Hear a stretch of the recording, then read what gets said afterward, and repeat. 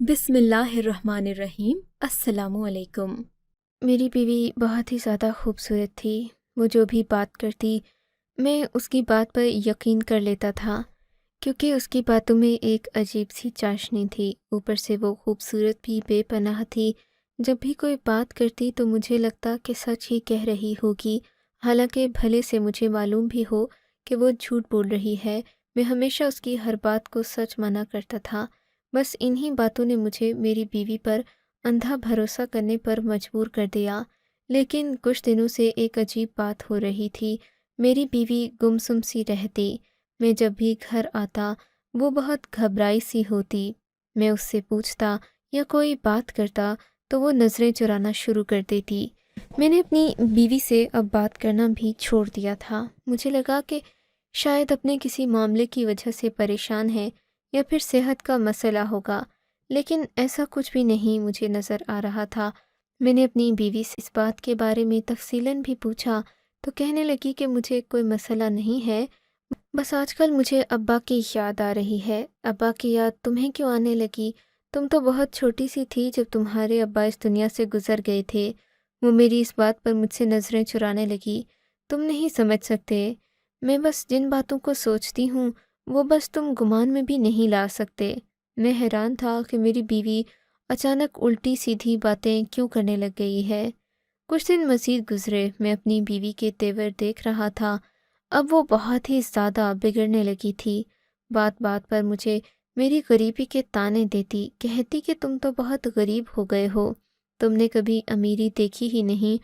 میرے ابا بہت دولت مند تھے۔ میں بیوی کو سمجھاتا کہ میں 25 سال کی عمر میں کبھی بھی تمہارے 60 سال کے باپ جتنا پیسہ نہیں کما سکتا، پر اس کو سمجھ نہ آتی تھی۔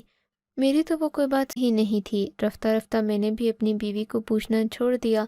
لیکن ایک دن جب میں گھر آیا تو میری بیوی اچانک بیٹھی رو رہی تھی۔ میں اس کے پاس بیٹھا، اس کے ہاتھ اپنے ہاتھ میں لے کر پوچھنے لگا کہ سامیہ مجھے یہ تو بتا دو کہ میں نے کیا کیا ہے، کس بات سے تم خفا ہو؟ کہنے لگی کہ میں اگر تمہیں بتا دوں تو تم میری بات پر یقین نہیں کرو گے۔ میں چاہتی ہوں کہ تم مجھ پر بھروسہ کرو، میری کسی بات پر کوئی سوال نہ اٹھاؤ۔ اچھا ٹھیک ہے، میں تم پہ کبھی کوئی سوال نہیں اٹھاؤں گا، چاہے تم جو بھی کرو۔ اگر میں کچھ ایسا کروں جو تمہیں ناگوار گزرے تو تم کیا کہو گے؟ میری جان، میں تمہیں کچھ نہیں کہوں گا، تم میری محبت ہو۔ میں تمہارے لیے زندگی بھر اپنے دل میں ایک نرم گوشہ رکھتا رہا ہوں۔ اب اگر تم یہ کہو گی کہ تمہیں میری محبت پر شک ہے تو میں کیا کہہ سکتا ہوں؟ دیکھیے، مجھے آپ سے اور کچھ نہیں چاہیے، بس بات اتنی ہے کہ آپ میرے ساتھ رہیں، جو میں کہوں وہ کریں اور مجھ سے کوئی سوال نہ کریں۔ آپ کو پتہ ہے میں آپ کے سوالوں کا جواب نہیں دے سکتی۔ آپ اپنی ماں کی قسم کھا کر کہیں کہ میں جو بھی کروں گی آپ میرا ساتھ دیں گے اور مجھ سے سوال نہیں کریں گے کہ میں کیا کر رہی ہوں۔ وعدہ رہا۔ میں نے اپنی بیوی کا ماتھا چوم کر کہا تھا، اپنی ماں کی قسم بھی کھائی تھی، کہا کہ تم جو کہو گی میں ویسا ہی کروں گا۔ میری بیوی اب بہت زیادہ خوش ہو گئی تھی۔ میں نے خدا کا شکر ادا کیا کہ اتنے دنوں سے اس کے چہرے پر جو یاسیت چھائی ہوئی تھی وہ تو ختم ہوگی۔ کم از کم اسے احساس ہو گیا تھا کہ میں اس سے محبت کرتا تھا اور سچی محبت کرتا تھا۔ اب میری بیوی خوش رہنے لگی۔ میں نے پوچھا کہ تم نے مجھ سے کروایا تو کچھ بھی نہیں، سوال جواب کی نوبت ہی نہیں آئی، پھر تم ایسے کیوں کہہ رہی تھی کہ میں تم سے سوال نہ کروں؟ تب میری بیوی ہنس کر بولی، ابھی تو اصل آزمائش آئی ہی نہیں ہے۔ میں آپ کو ایک ایسی بات بتاؤں گی کہ سن کر آپ سوال ضرور کریں گے، لیکن امید ہے کہ آپ اپنے وعدے سے پھریں گے نہیں۔ میری بیوی ایسی باتیں کر کر کے میرے ذہن کو پکا کر رہی تھی کہ آگے آنے والی کسی بھی صورتحال میں اس سے سوال نہ کروں۔ اب ظاہر ہے اپنی ماں کی قسم کھا چکا تھا، سوال تو میں ویسے بھی کرنے سے رہ گیا تھا۔ یوں دن اسی طرح گزرنے لگے۔ ایک دن میری بیوی بولی کہ آج آپ کی آزمائش کا وقت آ گیا ہے، آپ میرے ساتھ چلیں، میں نے ایک سہیلی سے ملنا ہے۔ اب میں یہ تو پوچھنے سے رہا کہ کون سی سہیلی، بس میں نے گاڑی نکالی، اپنی بیوی کے ساتھ اس کے بتائے ہوئے پتے پر چل پڑا، لیکن گاڑی کسی اور سمت میں جا رہی تھی، ایک بہت ہی ویران علاقہ جو اس سے پہلے میں نے کبھی نہیں دیکھا تھا۔ اب ہم یہاں آ گئے تھے۔ اس علاقے میں آتے ہی مجھے عجیب سا خوف محسوس ہونے لگا، لگنے لگا کہ جیسے میں کسی انجانی جگہ پر آیا ہوں اور کسی خاص مقصد کے تحت آیا ہوں۔ لیکن میری بیوی کہنے لگی کہ آپ مجھ پر بھروسہ رکھیں، یہاں میری ایک سہیلی رہتی ہے، میں اسی سے ملنے جاؤں گی۔ بیوی گاڑی سے اتری، نکل کر ایک جگہ جھونپڑی کے سامنے رک گئی۔ اب وہ آگے آگے جا رہی تھی اور میں بس اسے دیکھ ہی رہا تھا۔ وہ گاڑی سے نکل کر ایک جھونپڑی کے اندر چلی گئی۔ مجھے بہت تجسس ہو رہا تھا کہ بنگلو میں رہنے والی میری بیوی کو ایک جھونپڑی والے سے دوستی کرنے کی کیا ضرورت پڑ گئی، لیکن میں اتر کر نہیں گیا۔ تھوڑی دیر کے بعد جب میری بیوی وہاں سے نکلی، اس کے بال بکھرے ہوئے تھے، آنکھوں میں آنسو تھے، بری طرح گھبرائی ہوئی تھی اور گاڑی کی طرف بھاگ رہی تھی۔ میں بھی جلدی سے آگے بڑھا، اسے گاڑی میں بٹھایا۔ اس کی آنکھوں سے آنسو نکل رہے تھے، وہ بری طرح رو رہی تھی۔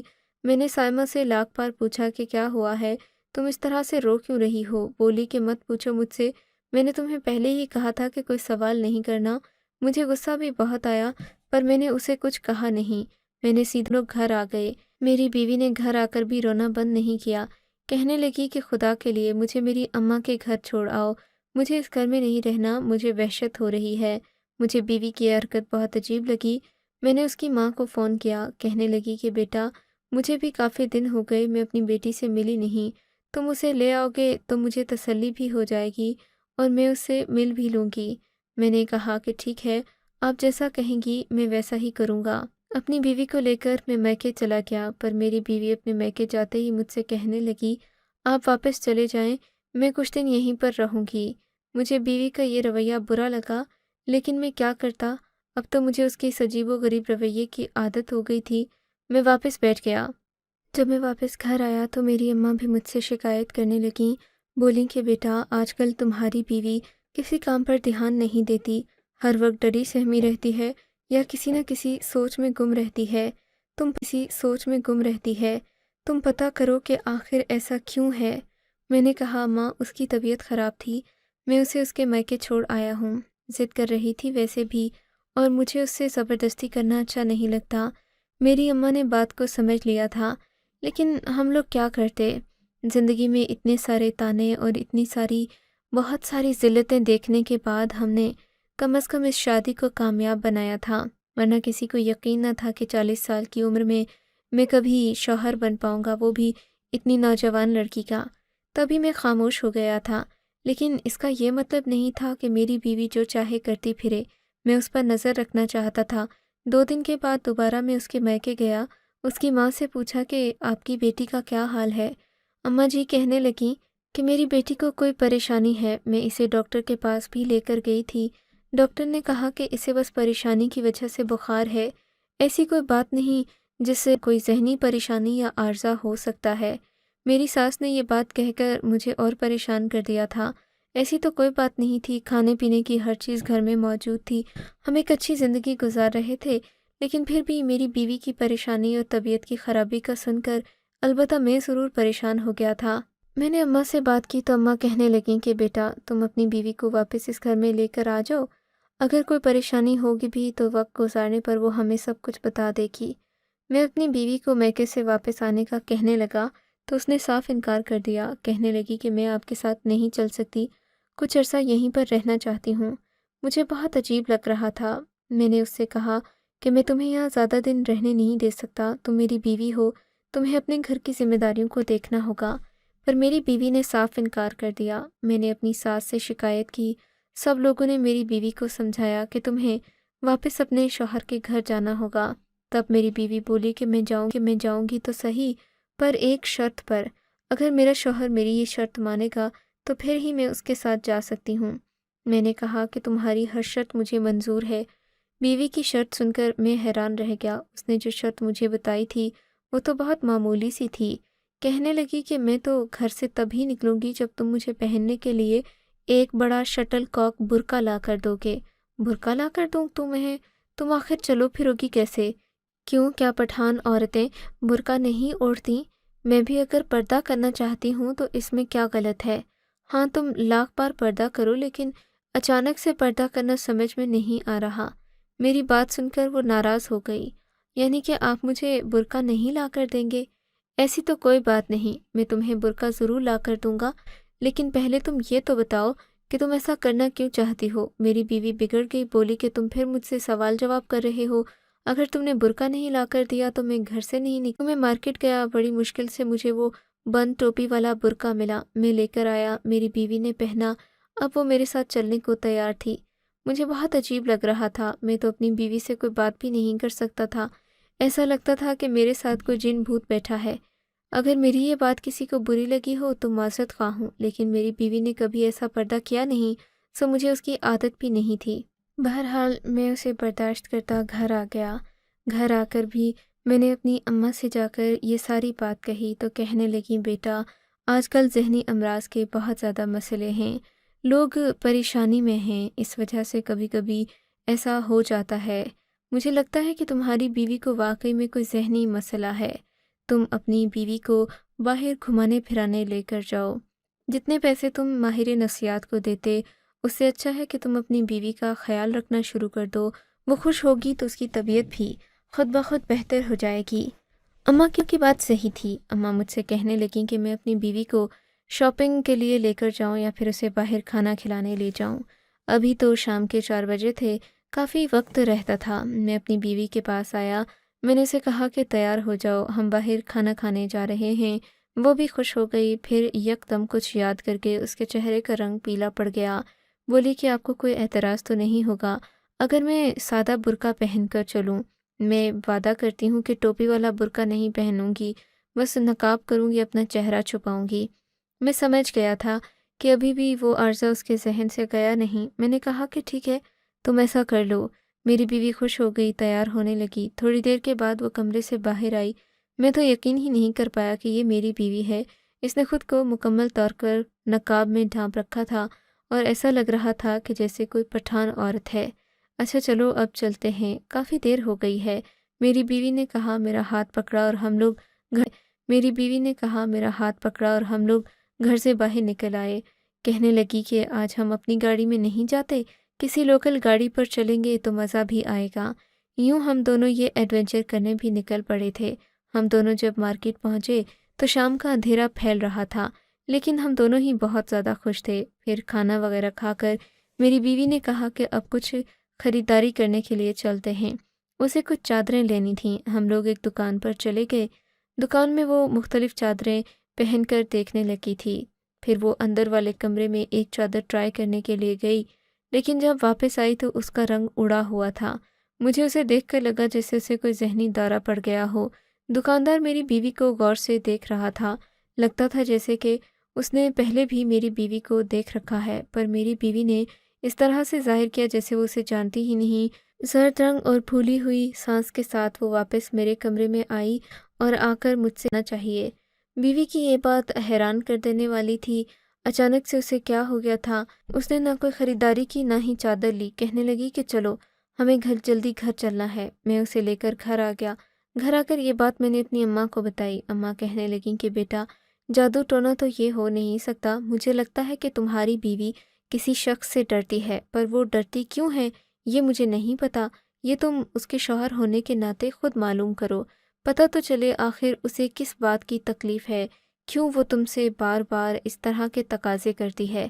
اگر باقی ذہنی طور پر وہ بیمار ہوتی تو ہر چیز میں اسی طرح کا رویہ ظاہر کرتی، لیکن وہ باہر جاتے ہوئے لوگوں سے چھپتی پھر رہی ہے، اس کا مطلب کہ اسے کوئی خاص مسئلہ ہے، اب تمہیں اس پر نظر رکھنا ہوگی۔ میں نے کہا بالکل ماں جی، آپ نے 100% صحیح بات کی ہے، اب میں اپنی بیوی پر نظر رکھوں گا، اس طرح کہ اسے بھی شک نہ ہو اور ہمارا کام بھی ہو جائے۔ اگلے دن میں نے اپنی بیوی سے کہا کہ میں دوسرے شہر کام کرنے جا رہا ہوں، اس لیے تم گھر میں رہنا، اپنا خیال رکھنا۔ میری بیوی ان باتوں سے کبھی بھی خوش نہیں ہوتی تھی، پر آج وہ بہت زیادہ خوش تھی۔ کہنے لگی ٹھیک ہے، میں آپ کی امانت میں خیانت نہ کروں گی، آپ کا انتظار کروں گی، وغیرہ وغیرہ۔ اس نے بڑی ہی فلمی باتیں بولی تھیں۔ میں اپنی بیوی سے مطمئن نہیں تھا، بس اس پر نظر رکھنے کے لیے اس سے جھوٹ بول دیا اور گھر سے باہر نکل گیا۔ اماں سے میں مسلسل رابطے پر تھا۔ تھوڑی دیر کے بعد مجھے اماں نے بتایا کہ تمہاری بیوی گھر سے باہر جا رہی ہے۔ میں بھی گھر کے قریب ہی آ گیا۔ اپنے ایک دوست کی گاڑی ادھار لی تھی، وہ کالے رنگ کی تھی اور اس میں شیشے بھی کالے تھے۔ میں بیوی کا پیچھا کرنے لگا۔ تھوڑی دور جا کر وہ ایک رکشے میں بیٹھی، اس نے کالی چادر اوڑھی ہوئی تھی، رکشا ایک مخالف سمت میں چلنے لگا۔ میں نے بھی اپنی گاڑی فوراً موڑی اور اس رکشے کا پیچھا کرنے لگا۔ کافی دیر چلنے کے بعد وہ ایک جگہ پر رک گیا۔ میں یہ دیکھ کر حیران تھا کہ یہ وہی جھونپڑی تھی جہاں میری بیوی پہلی مرتبہ آئی تھی۔ اس نے ادھر ادھر دیکھا اور پھر اس جھونپڑی کے اندر چلی گئی۔ میرا اب وہاں سے نکلنا بہت ضروری تھا، بھلے میری بیوی مجھے دیکھ لیتی۔ میں جاننا چاہتا تھا کہ یہاں جا کر وہ کس سے ملتی ہے، کیا باتیں کرتی ہے۔ میں اپنی گاڑی سے نکلا، دھیرے دھیرے چلتا اس جھونپڑی کے پاس آ کر کھڑا ہو گیا۔ میں نے چھوٹی سی کھڑکی سے اندر دیکھا تو مجھے اندر کا منظر صاف دکھائی دے رہا تھا، جسے دیکھ کر میرے رونگٹے کھڑے ہو گئے۔ میں سوچ بھی نہیں سکتا تھا کہ میری بیوی اس حد تک جا سکتی ہے۔ پھر میری بیوی سامنے بیٹھی جو باتیں کر رہی تھی، انہوں نے تو میرے تو جیسے ہوش و حواس اڑا دیے تھے۔ مجھے لگا کہ جیسے آسمان مجھ پر آ گرے گا۔ میں اب اپنی بیوی کو مزید چوہے بلی کا کھیل کھیلنے نہیں دے سکتا تھا۔ میں نے اس کے باہر آنے کا انتظار نہیں کیا، فوراً اس جھونپڑی کا دروازہ کھول کر اندر داخل ہو گیا۔ میری بیوی مجھے اپنے سامنے دیکھ کر ہکا بکا رہ گئی تھی۔ آپ یہاں کیسے آئے؟ میری بیوی نے رکتے رکتے۔ تم مجھ سے باتیں چھپاؤ گی، ناٹک کرو گی اور میں تمہاری باتوں میں آ جاؤں گا۔ میں کوئی چھوٹا بچہ نہیں ہوں سائمہ، میں نے اس کا نام لیا۔ میں نے کہا کہ اب تمہیں گھر چلنا ہوگا، مجھے ساری بات بتانا ہوگی کہ تم نے یہ گھٹیا حرکت کیوں کی۔ میری بیوی میرے پاؤں پڑ گئی، بولی کہ خدا کے لیے یہ سب کسی کو مت بتانا، ورنہ میں کہیں بھی منہ دکھانے کے قابل نہیں رہوں گی، اور ویسے بھی اب تو مجھے بہت ڈر لگتا ہے کہ زندگی بہت تھوڑی سی ہے اور میں کہیں ماری جاؤں گی۔ میری بیوی بہت گھبرائی ہوئی تھی، لگا کہ جیسے اسے دل کا دورہ پڑ جائے گا۔ میں نے اسے تسلی دی، یقین دلایا اور پھر گھر لے کر آ گیا۔ گھر آ کر میں نے اماں کو بات نہیں بتائی۔ میں نے کہا بس میری بیوی کو میں نے راستے میں ہی پکڑ لیا، آگے جانے نہیں دیا۔ مجھے اس سے ضروری باتیں کرنا تھیں۔ میں نے سوچا کہ اپنی بیوی کی حقیقت اپنی ماں کو خواہ نہ بتاؤں، ایسا نہ ہو کہ میری اماں میری بیوی سے بدگمان ہو جائیں اور پھر ساری زندگی یہی بدگمانیوں کا کھیل چلتا رہے۔ خیر، اماں نے مجھے بتایا کہ میری بیوی جب گھر سے نکلی تھی تو وہ ذرا بھی پریشان نہیں تھی، پر اب وہ بالکل رونے والی ہو گئی تھی۔ میں اپنی بیوی کو کمرے میں لے کر آیا، اس سے زبردستی پوچھا کہ یہ سب اس نے کیوں کیا۔ وہ بہت ڈری ہوئی تھی۔ تبھی مجھے پولیس کا راستہ اپنانا پڑا۔ میں نے جا کر تھانے میں ساری حقیقت بتا دی۔ وہاں پر جو انسپیکٹر تھا اس نے میری بات ایک بڑے عہدیدار سے کروا دی جو کہ اس دن تھانے میں راؤنڈ پر آیا ہوا تھا۔ یہ ASP تھا جس نے مجھے ساری معلومات دی اور کہنے لگا آپ نے جو کام کیا ہے بڑی ہی ہمت اور بہادری کا ہے۔ آپ کی بیوی کا بھی اتنا زیادہ قصور نہیں ہے، عموماً معصوم لوگ ایسے لوگوں کی باتوں میں آ جاتے ہیں۔ آپ اپنی بیوی کو ڈانٹنے اور رویہ خراب کرنے کے بجائے ان سے بات کرنے کی کوشش کریں۔ جب وہ آپ کو پوری بات بتا دیں تو پھر آپ دوبارہ میرے پاس آئیے گا، میں آپ کو ہر طرح کی معلومات دوں گا جس سے آپ اس سارے مشکل سے۔ نے ASP صاحب کا شکریہ ادا کیا، گھر آ گیا۔ میری بیوی کو میں نے ساری بات بتا دی۔ میری بیوی کو اعتماد میں لیا تو اسے کچھ حوصلہ ملا۔ اب اس کی سانس بحال ہوئی تھی، کہنے لگی کہ چلو تم جیسا کہو گے میں ویسا ہی کروں گی، لیکن وعدہ کرو کہ اس دوران اگر کوئی بات سامنے آئی تو تم مجھ پر شک نہیں کرو گے۔ میں نے اپنی بیوی سے وعدہ لے لیا کہ میں ایسا کبھی بھی نہیں کروں گا، ہمیشہ تمہاری بات مانوں گا اور تم پر اعتبار کروں گا۔ یوں میری بیوی میری باتیں سن کر مطمئن ہو گئی۔ اب میں اسے بھی تھانے لے کر گیا۔ وہ تھانے کے نام سے ہی ڈر رہی تھی، کیونکہ جن لوگوں کے ساتھ وہ کام کر رہی تھی انہوں نے بھی میری بیوی کو اسی طرح ڈرا رکھا تھا، اور تبھی وہ پریشان بھی تھی۔ کسی صورت بھی وہ یہ بات کسی کو بتانا نہیں چاہتی تھی، کیونکہ ان لوگوں نے بھی میری بیوی کو یہی بات بتائی تھی کہ اگر تم نے یہ باتیں کسی اور کو بتائیں یا ہماری معلومات کسی اور تک پہنچی تو ہم تمہیں چھوڑیں گے نہیں، تمہارا وہ حشر کریں گے کہ تم زندگی بھر یا۔ اس بات نے پریشان کر دیا تھا اس کو، اور وہ اسی وجہ سے رو بھی رہی تھی اور مسلسل روئے جا رہی تھی۔ میری بیوی پیسوں کے لالچ میں آ کر ڈرگ اسمگلنگ کے کام میں بری طرح ملوث ہو گئی تھی۔ اسے پیسوں کی لالچ تھی، وہ پیسے کمانا چاہتی تھی، لیکن وہ یہ بھول گئی تھی کہ یہ پیسے کمانے کا کوئی صحیح طریقہ نہیں ہے۔ اسے زندگی میں خود محنت کرنا ہوگی، آگے بڑھنا ہوگا، لیکن شاید اسے کسی نے لالچ دلا دیا تھا کہ اگر تم یہ سارے کام کرو گی تو تمہاری زندگی سنور جائے گی۔ بلا میری بیوی ڈر کے مارے مجھے بتا بھی نہیں پائی۔ امیر ہونے کے چکروں میں اس نے اپنی بہت ساری ذہنی کوفت برداشت کی تھی۔ خیر، میں نے جب پولیس کو بتایا، ان لوگوں نے انسپیکشن شروع کی۔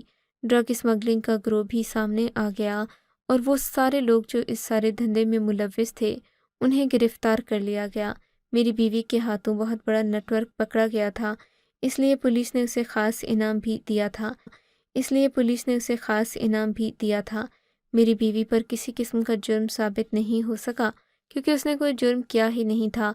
इन लोगों ने मेरी बीवी को डरा धमकाकर इसकी वीडियो भी बनवा ली थी जिसमें वो ड्रग स्मगलिंग करते हुए देखी जा सकती थी।